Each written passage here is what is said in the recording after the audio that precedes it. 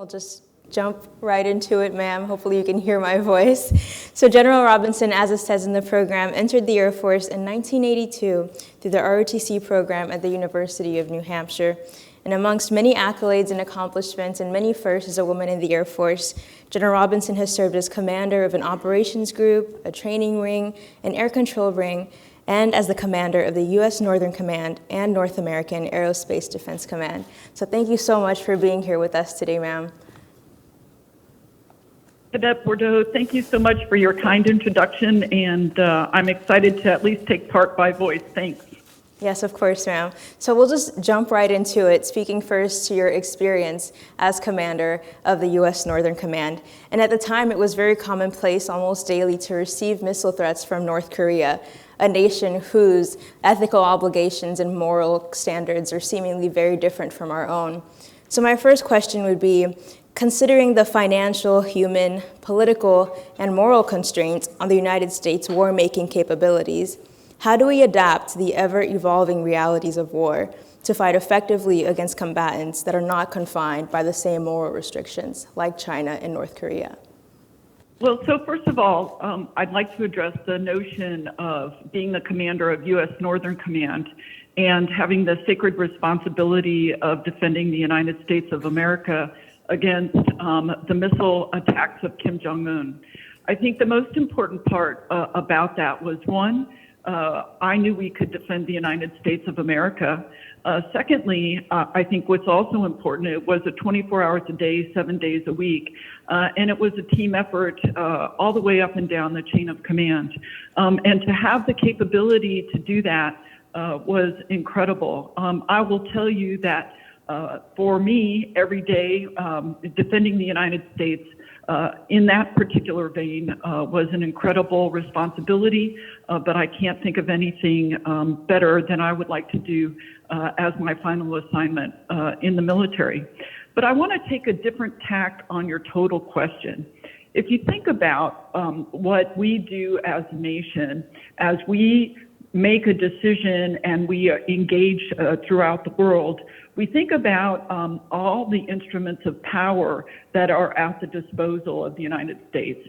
So we have the economic, we have diplomatic, all those different things that we have the capability to work with, work around, work towards all the folks around the world, to include North Korea and China. But at the end of the day, if all that fails, if all of that fails, then we do have the military lever of power. And I think what's important about that is understanding that when we decide to use the military instrument of power, that we're going to do that, and we're going to do it depending upon what the National Command Authority objective is. We're going to scope our force, tailor our courses of action, and we will use the full weight of the military, but we're going to do it within the law of armed conflict, and that is incredibly important. Our ethical and moral values as we enter into any conflict is defined and bounded by the law of armed conflict. However, should things change and we have an adversary that's asymmetric or does things differently, our ability to adapt, our ability to achieve what the National Command Authority asks us to do each and every day will continue to evolve and will continue to do the things that we are asked to do. So while we always say the enemy gets a vote, our standards, our morals, the way that we enter warfare, the way that we choose to make sure that we live within our constraints, but still able to achieve what the National Command Authority wants us to achieve, continues day in and day out. Well, thank you so much for that answer, ma'am. Very enlightening. And in the same vein of speaking to the evolving nature of the military, with the advent of increasingly effective and advanced weaponry like drones and RPAs that we use in conflicts, many scholars feel that future fighters will be desensitized to the realities of conflict, death, and the unseen damage left behind by these weapons. So I wanted to ask, how do you foresee the advent of more advanced military technology affecting the emotional toll of conflict in both military members and the civilian population? So I'm gonna go back to the last point of your question about, will we be desensitized to the realities of conflict, death, and the unseen damage left behind? I'm going to disagree with that point, first of all, and then I'll get to your question. I'm going to give you three scenarios. First, if you go to Creech Air Force Base and you look at all the folks that are there flying RPAs, and they're flying them over distant lands, and you sit there and you watch what they do for 12 hours, 8 to 12 hours a day. And as they're watching people in distant lands, as an example, Afghanistan, and they're watching people live their life as they're trying to build a pattern of life to understand what's going on.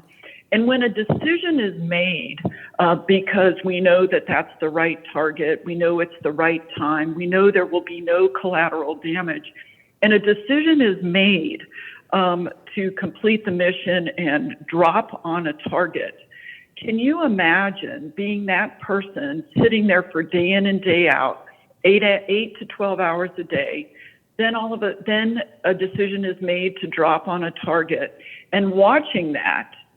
And then can you imagine going home, having dinner with your family, taking your children to a soccer match, living your life as if those previous 12 hours, those previous days of 12 hours of watching somebody else doesn't take an emotional toll? You're not distant from that. You might be physically distant, but you're not emotionally distant. Here's another scenario. Can you imagine you're a fighter taking off out of Italy, going to drop over in the war zone, knowing that you're going to drop in the war zone, knowing that you've done everything that you can to ensure there's no collateral damage. And when you complete your mission yet again, you go home and you live your life as if nothing happened. The ability for all of us, we think we're really good at compartmentalizing. We think that we can leave all that behind. But if you do it over and over and over again, you can only imagine what that does to you emotionally. And then I'll tell you lastly, for the third scenario, I'll talk about myself. When I was the two-star second in charge of the air battle in Central Command, I had a wall in my office, and on the wall was 12 different cameras from 12 different RPAs that were scattered throughout the theater. And I had the ability to watch as people were building patterns of life. I had the ability to watch when decisions were made. And it's the same thing. While at least there I could focus on work and I didn't have to go home, but just because you might be physically distant from something doesn't mean that it doesn't take an emotional toll on you, and it doesn't mean that you aren't engaged personally. So I'd like to put that in the backdrop as we think about, in the future, what is it that we think about? And I think even as we continue to evolve in warfare, and if we try to make it, and I'll use this word, a perception of it being antiseptic because it's far away or we drop a bomb far away, it's really not, because every single person knows going in there what they're doing and what they've been asked to do, and they've signed up to do it. But the possibility, even in the future, of it to be taken an emotional toll, to have people think about what they're doing, is very important.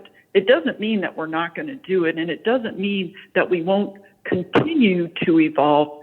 But I think it's important to understand that just because there's distance doesn't mean that we aren't personally and emotionally involved in that. Thank you so much, ma'am. And the next one might be a little bit more lighthearted. You've expressed in recent interviews that your favorite author or genre of book are books by Tom Clancy. And for the audience, Tom Clancy is best known for his technically detailed espionage and military science storylines set during the Cold War. So as someone deeply involved in academia and a lover of books, how have you seen novels, science fiction, and unbridled imagination influence war and military technology? And how do you think they will influence the future conflict? Well, so to be honest with the audience, I love Tom Clancy, and I loved reading it because for me it was brainless. It was a time for me to escape.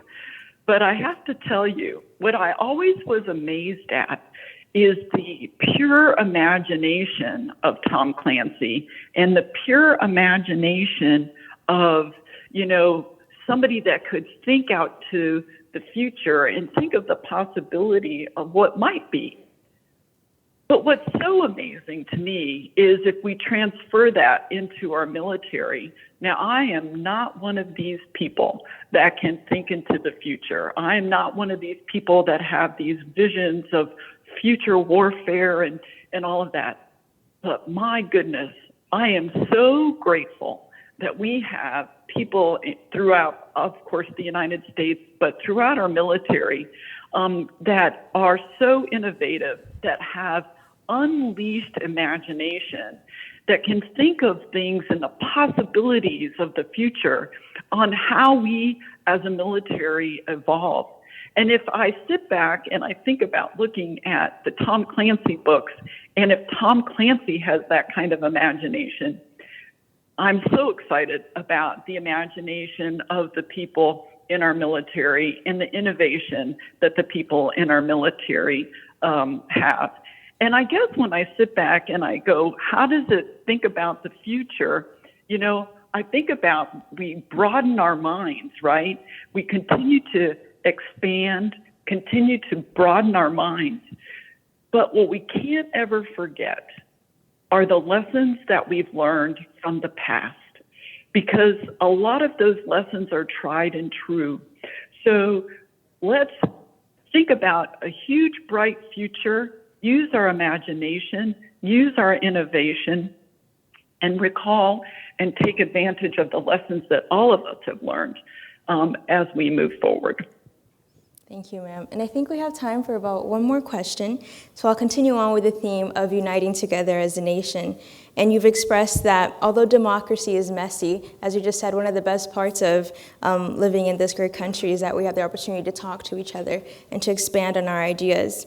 But I was wondering if, with social media and globalization and some of the other factors influencing our ideas and our potential for the best way of doing things, how do you foresee the future of military engagement in politics changing as our democracy attempts to encapsulate the perspectives of an increasingly diverse and polarized nation? So first of all, we are so blessed to be a democracy, and it is messy, and it's something that we continue to work on. But we, as a military, we need to continue to always separate ourselves as an apolitical entity. And I think that that's very, very important. And as we continue to separate ourselves as an apolitical institution, the beauty of that is our opportunity throughout the world is to engage in mill-to-mill contacts and to work our military-to-military relationships. I know that my time in Qatar, my time in Colorado Springs, my time in the Pacific, my ability to work no matter what nation it was, no matter what was happening at the policy level with our civilian masters, our civilian leadership, my ability to work military to military was unbelievable. And it allowed continued dialogue, and it allowed us to work together and make sure we kept those lines of communication open. And keeping those lines of communication open is incredibly important. And as long as we in the military stay apolitical and we stay in our lane and do military to military relationships. Thank you so much, ma'am, for your time and for all these wonderful questions. And we actually have 5 more minutes. So luckily, you get one more question, Oh, ma'am. well, I hope that's okay with you. Okay. So this last it's question. more than okay. So military service is not a foreign concept to you and your family. I know many of your father served in the military, and many of your children have also served as in your husband. And your family is steeped in military tradition. So cognizant of the many sacrifices that often accompany military service, and for some that even includes the ultimate sacrifice, as was the case for your daughter Taryn, who unfortunately is no longer with us. But considering this, and the many other hardships that you and your family have had to overcome, how do you cope with making the sacrifices innate to military service? And what advice would you give to those in similar situations? So, Cadet Bourdeau, there's no greater calling than to serve our nation and to support and defend the Constitution of the United States. I feel totally blessed to have done this for 37 years. My father did it for 30 years. As you mentioned, my husband, likewise, for 34 years. I can't imagine anything greater. And to have our daughter graduate from the academy and serve her nation, although brief. And I will tell you, I have a brother that passed away 6 months after she did, that graduated from the academy and served his nation for over 15 years. To be able to have a family that served, but as importantly, we did have the ultimate sacrifice. I can tell you this. The fact of the matter is, they both loved what they did. They both were, our daughter wanted to fly, and her accident was in flying. My brother was a pilot, and they both loved what they did. And I think that's so important, is that they were doing what they loved, and you knew it. I mean, it was there. And so while we might have lost them, and there's so many loved ones throughout our United States of America and throughout the world that have made the ultimate sacrifice, whether it was this year, last year, many years, I think the thing that's really important is that we are a grateful nation, and we're grateful for their contribution. We're grateful for their passion and their desire to be a part of something bigger than themselves and to be a part of the military. And so what I tell people is to say thank you for what they've done, what they did. And I will tell you, for me personally and my husband and my family, we say thank you.